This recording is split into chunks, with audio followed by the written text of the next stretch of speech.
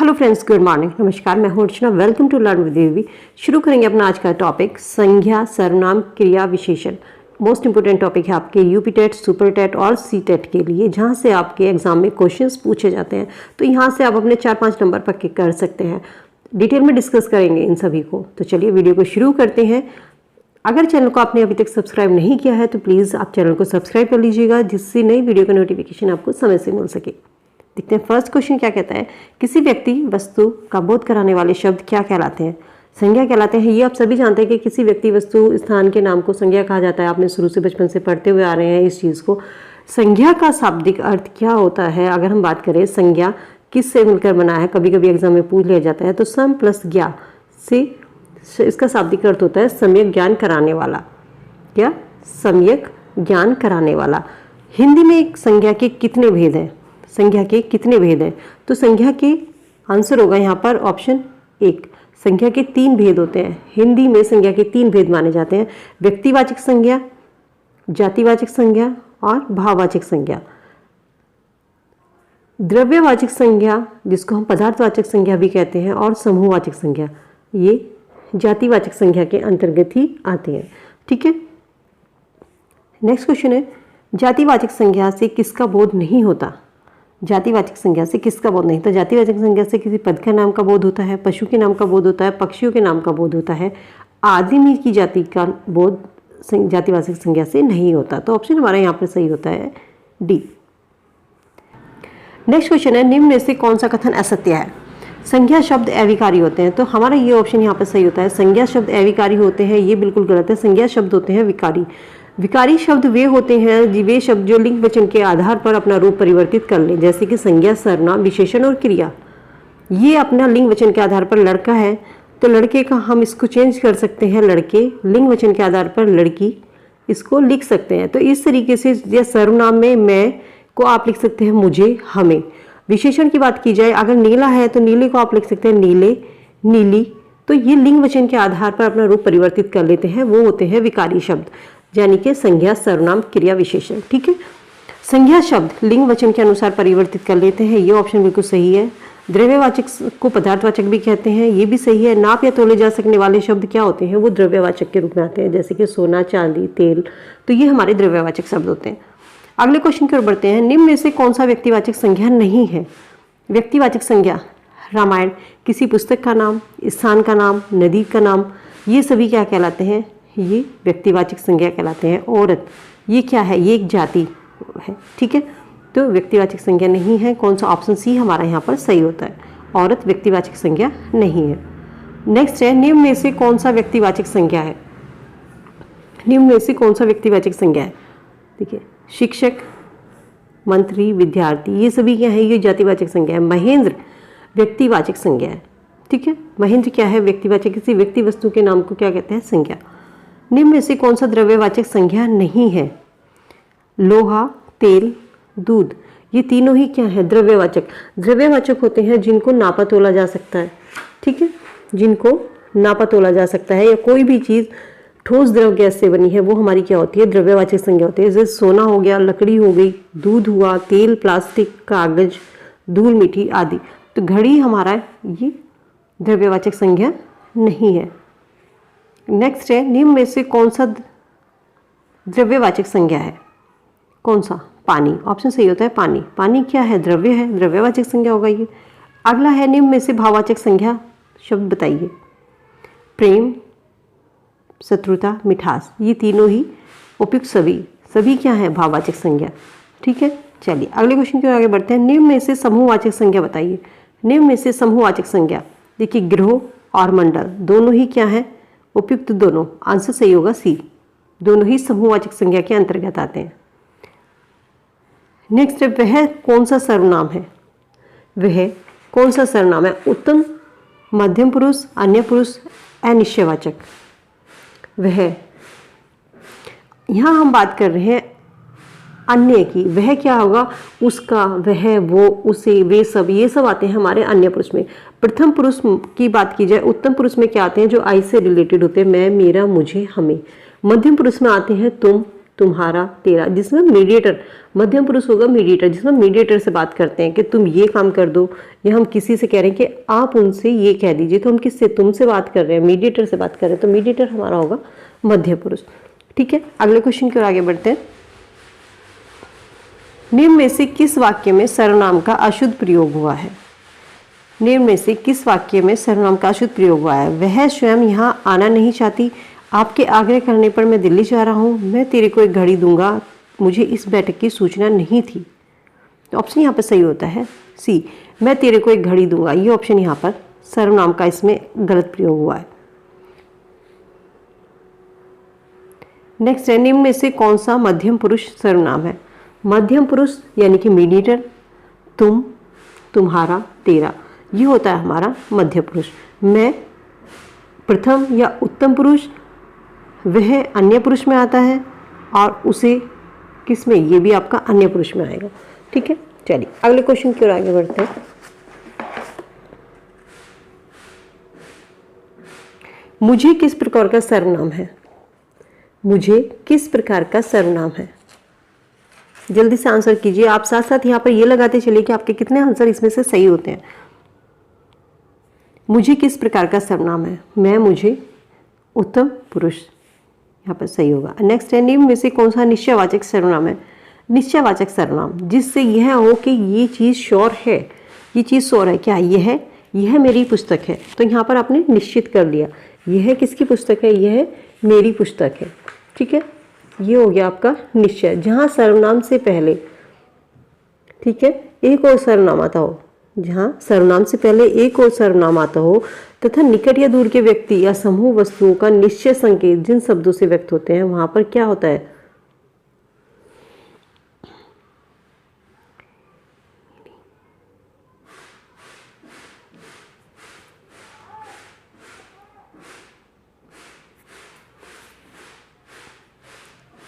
Next question है, निम्न में से कौन सा निश्चयवाचक सर्वनाम है?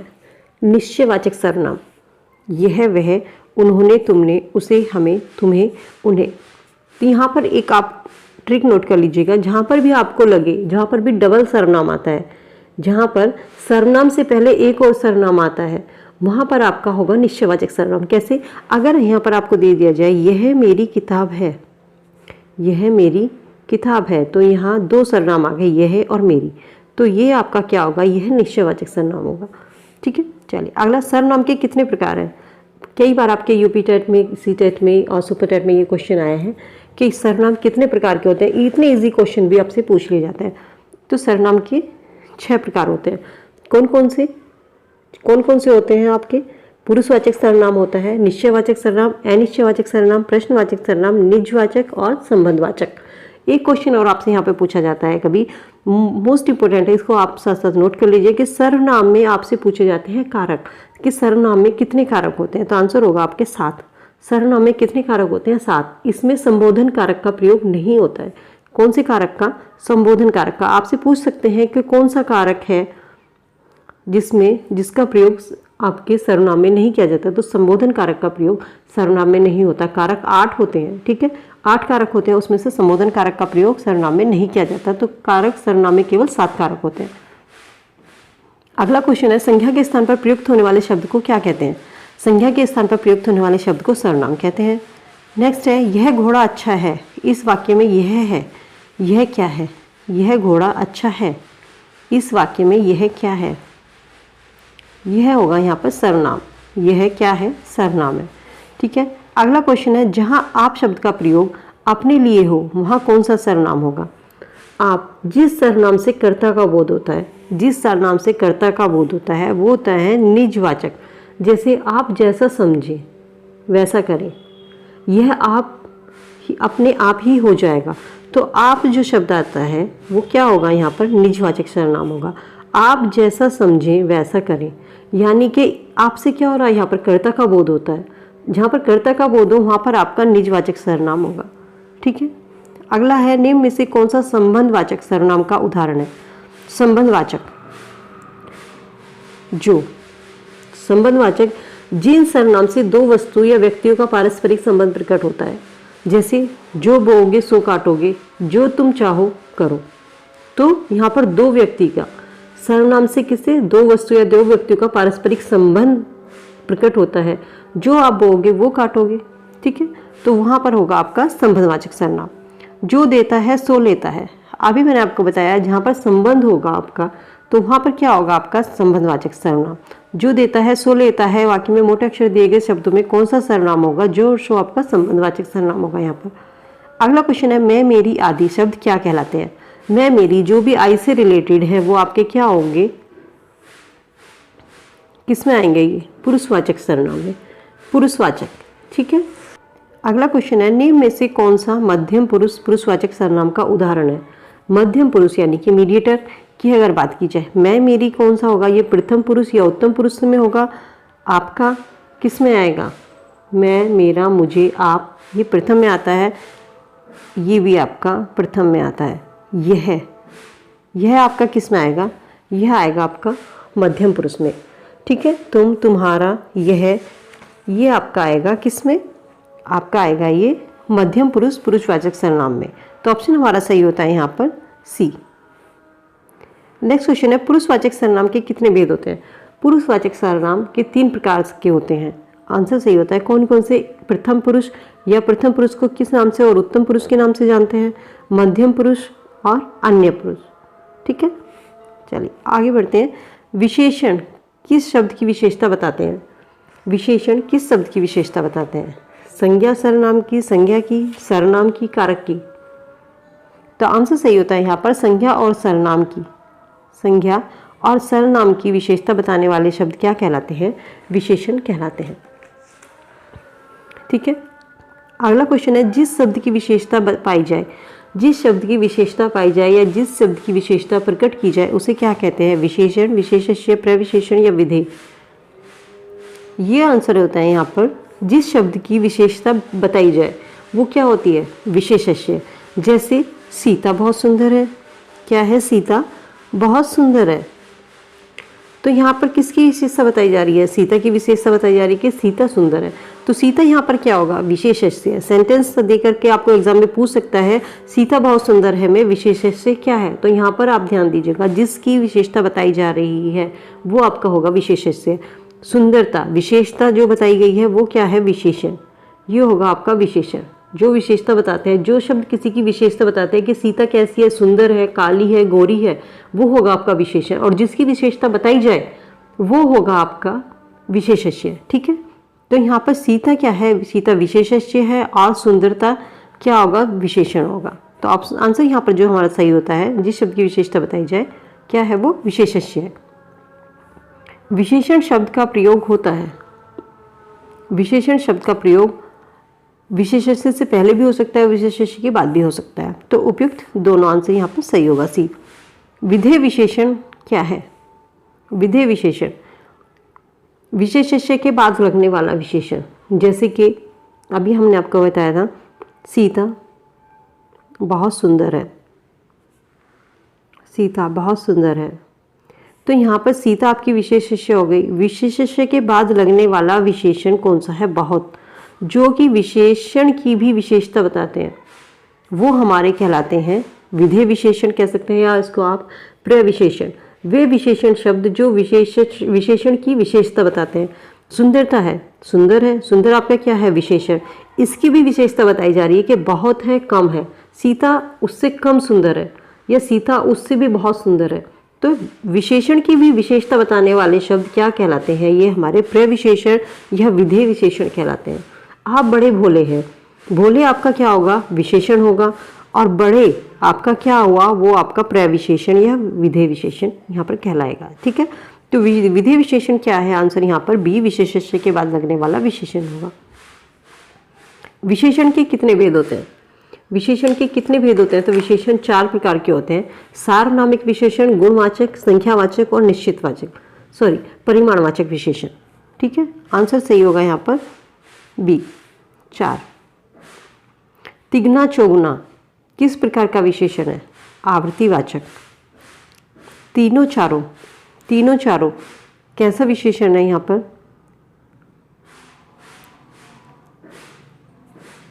तीनों चारों। जल्दी से आंसर कीजिए इसका। तीनों चारों किस प्रकार का विशेषण है? समुदाय। यहाँ पर समुदाय की बात हो रही है। 3 और 4 क्या है? समुदाय की यहाँ पर बात की जा रही है। प्रविशेषण क्या है? प्रविशेषण विशेष्य के पहले लगने वाला विशेषण, विशेषण की विशेषता बताने वाले शब्द। मैंने आपको अभी बताया था कि जो शब्द विशेषण की भी विशेषता बताते हैं वो क्या कहलाते हैं? प्रविशेषण। तो आंसर हमारा यहाँ पर सही होता है बी। अगला है क्वेश्चन, सार्वनामिक विशेषण आते हैं। सार्वनामिक विशेषण कब आते हैं? देखिए, सार्वनामिक विशेषण से आपके एग्जाम में सबसे ज़्यादा एग्जाम में यूपी टेट में क्वेश्चन पूछा जाता है और ये क्वेश्चन मोस्टली लोगों का गलत हो जाता है। यहाँ पर क्या होता है? सार्वनामिक विशेषण क्या है? सर्वनाम प्लस नाम। सर्वनाम प्लस नाम, पहले सर्वनाम आएगा उसके बाद नाम आएगा, यानी कि या आप कह सकते हैं कि संज्ञा से पहले कोई सर्वनाम आता है। नोट कर लीजिएगा, संज्ञा से पहले जहाँ सर्वनाम आता है वो क्या होता है? सार्वनामिक विशेषण। जैसे यहाँ पर एक एग्जांपल से समझते हैं, वह पेन मेरा है। वह पेन मेरा है, इसमें क्या है? वह क्या है? सर्वनाम है। पेन क्या है? ये आपका संज्ञा है, ठीक है। वह क्या है? सर्वनाम है। तो यहाँ पर संज्ञा से पहले सर्वनाम आया, वह ने क्या बताया? पेन की विशेषता बताई कि पेन मेरा है, अर्थात पहले सर्वनाम और बाद में संज्ञा। तो वहाँ पर होगा आपका सार्वनामिक विशेषण, सर्वनाम प्लस नाम, ठीक है। इस क्वेश्चन को आप कभी गलत मत कीजिएगा। यहाँ पर ये चीज़ आपको ध्यान देना है, जहाँ पर भी संज्ञा से पहले सर्वनाम आता है वहाँ पर आपका सार्वनामिक विशेषण आएगा, ना कि केवल विशेषण, ठीक है, ना सर्वनाम। बहुत से आंसर लगा देते हैं सर्वनाम है ये। इसमें आपसे पूछ लिया जाए ये क्या है? वह पेन मेरा है, ठीक है। इसमें कौन सा क्या है? ये संज्ञा, सर्वनाम है, संज्ञा है, क्या है? तो ये होगा आपका सार्वनामिक विशेषण। अगला क्वेश्चन है, रचना की दृष्टि से क्रिया के कितने भेद हैं? रचना की दृष्टि से क्रिया के कितने भेद हैं? ऑप्शन सही होता है यहाँ पर 2। रचना की दृष्टि से क्रिया के कितने भेद होते हैं? 2। यानी कौन कौन से? सकर्मक क्रिया और अकर्मक क्रिया। अगला क्वेश्चन है, क्रिया का मूल रूप क्या कहलाता है? क्रिया का मूल रूप क्या कहलाता है? तो आंसर सही होता है धातु। क्रिया का मूल रूप धातु कहलाती है। धातु से ही क्रियापद का निर्माण होता है, इसलिए क्रिया के सभी रूप से में धातु उपस्थित होती है। जैसे कि चलना क्रिया हो गया, चलना क्रिया में क्या है? चल धातु है। पढ़ना क्रिया में क्या धातु होगा? पढ़ना क्रिया में पठ धातु है, ठीक है। तो हर आपकी क्रिया का मूल रूप क्या होगा? धातु होगा। अगला क्वेश्चन है, निम्न में से कौन सा सामान्य वर्तमान काल का उदाहरण है? सामान्य वर्तमान काल का उदाहरण कौन सा है? सीता बाजार जाती होगी, ये आपका पास में हो गया। रमेश ने समाचार पत्र पढ़ा, ये भी आपका पास में जाएगा। वर्षा हो रही थी, पास में। वह कोलकाता जाता है, आपका आंसर यहाँ पर सही होगा। सामान्य वर्तमान काल में वह कोलकाता जाता है। अगला क्वेश्चन है, निम्न में से किस वाक्य में अकर्मक क्रिया है?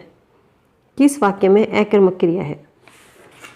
देखिए, क्रिया की एक पहचान होती है, जहाँ पर आपका सकर्मक क्रिया आता है वहाँ पर आप क्या और किसको लगा करके, ये ट्रिक है, क्या और किसको आप नोट कर लीजिए। क्या किसको से आप किसका पता कर सकते हैं? सकर्मक का। 2 क्वेश्चन है, क्या और किसको। जैसे कि अगर सकर्मक क्रिया आ जाए, शाम भात खाता है, यहाँ पर आपसे पूछ लिया जाए, आप लगा दीजिए शाम क्या खाता है?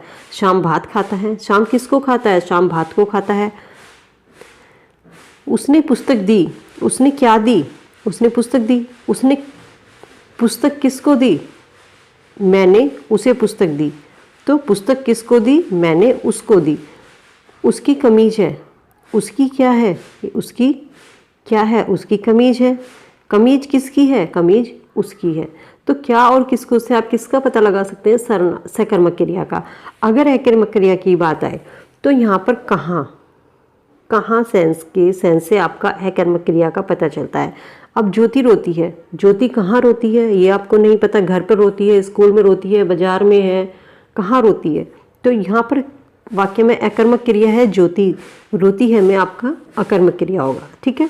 चलिए अगले क्वेश्चन की ओर आगे बढ़ते हैं। निम्न वाक्यों में से कौन सा ऐसा वाक्य है जिसकी क्रिया कर्ता के लिंग के अनुसार ठीक नहीं है? राम आता है, घोड़ा दौड़ता है, हाथी सोती है, हाथी सोता है। आंसर ये यहाँ पर जो ठीक नहीं है, सी आंसर सही होगा। निम्न में से विकारी शब्द कौन से हैं? विकारी शब्द मैंने आपको बताया था, जो शब्द लिंग वचन के आधार पर अपना रूप परिवर्तित कर लेते हैं वो विकारी कहलाते हैं। विकारी शब्द होते हैं संज्ञा, सर्वनाम, विशेषण और क्रिया। ये आपका ऑप्शन सही होगा। तत्सम, तद्भव, विदेशज, क्रिया, विशेषण, संबंध, विस्मयादिबोधक, ये सभी आपके होंगे या अवयव, जो होते हैं वो अविकारी शब्द के अंतर्गत आते हैं। ठीक है, नेक्स्ट क्वेश्चन है, काम का नाम बताने वाले शब्दों को क्या कहते हैं? काम का नाम बताने वाले शब्दों को क्या कहते हैं?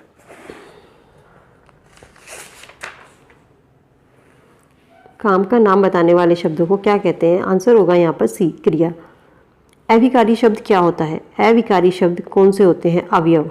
अवयव शब्द अविकारी होते हैं। संज्ञा, सर्वनाम, विशेषण शब्द कौन से होते हैं? ये शब्द होते हैं विकारी।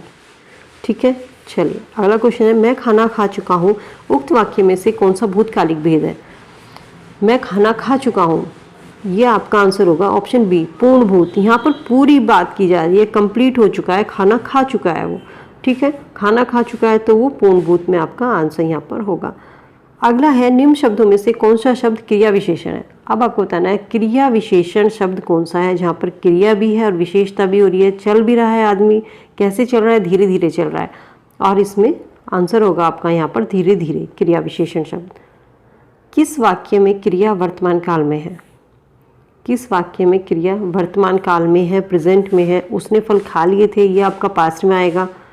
मैं तुम्हारा पत्र पढ़ रहा हूँ, तो आंसर यहाँ पर सही होता है बी।